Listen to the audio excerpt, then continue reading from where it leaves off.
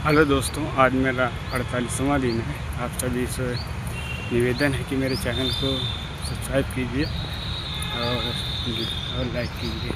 मैं ये बताना चाह रहा हूँ कि जिस तरीके से आप अपने जीवन में काम कर रहे हैं करते रहेंगे तो करेंगे ही, लेकिन एक बात आप अच्छी तरीके से जान लीजिए, सफलता का एक मोटिवेशन नहीं है कि आप सोच रहे हैं हो जाएगा, नहीं होगा। उस चीज़ के बारे में आपको सोचना पड़ेगा, जज्बे के साथ सलाम करना पड़ेगा, आगे बढ़ना ही पड़ेगा, ताकत को आजमाना ही पड़ेगा। क्योंकि आप सोचते हैं जैसे कोई आप काम कर रहे हैं, जैसे मैं ब्लॉग बनाता हूँ तो कई चीज़ें दिक्कत होती हैं, कई लोग दिखते हैं, मुझे थोड़ा इरिटेट होता है और ये परेशानियाँ आएंगी। क्यों आएंगी? क्योंकि आप पहली बार जब किसी काम को करते हैं उसमें इरिटेशन होती है और रेगुलर नहीं हो पाते हैं आप, लेकिन आप लगातार लगेंगे तो आपको एक जीवन की सच्चाई मिलेगी।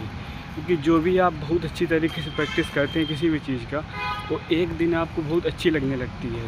जैसे मैं बताऊं आपको कि इरिटेशन होती है, जैसे हमको क्या होता है, हम किसी से बहुत ज़्यादा खास जुड़ जाते हैं, उससे ना तो हमें कभी किसी चीज़ का सुख मिलता है, ना तो कभी किसी चीज़ का उसका एहसास होता है। और जब कभी वो छोड़ता है हमें तो हमें दुख बड़ी जल्दी हो जाता है। जब हमको किसी चीज़ से सुख नहीं मिला तो दुख भी क्यों था, क्योंकि हम सुख को इतना सस्ता नहीं मानते। जब मिलता है तो हम कहते हैं ठीक है, ये तो प्राइवेसी है, ये तो किसी का वो है, मिल ही जाएगा। लेकिन नहीं, गलत बात है। आप जब दस्तक देता है दरबार में सुख, उसको स्वीकार कीजिए। और जब आपको दुख देता है उसको आप तुरंत स्वीकार कर लेते हैं। अगर कोई भी कुछ भी अगर हल्का सी डीमोटिवेट कर दे या मोटिवेट कर दे, आपको तुरंत दिक्कत होने लगती है। तो बातें यही हैं कि आप जब तक अपने आप को सोचेंगे कि हमको कोई देखे, हमारा कोई निष्कासन निकाले, तब तक आप हमेशा परेशान रहेंगे। और जिस दिन आपको ये लगने लगे कि नहीं, हम इतना ही हैं, इतना लोग समझ रहे हैं, उससे ज़्यादा नहीं, तो आप हमेशा आगे बढ़ते चले जाएंगे। तो मंजिल यही है कि आप हमेशा उस चीज़ के बारे में सोचिए, इसके बारे में आपको सफलता दिलाएगी। 20 लोग बोलेंगे, 40 लोग बोलेंगे, कोई मतलब नहीं, फ़र्क पड़ता।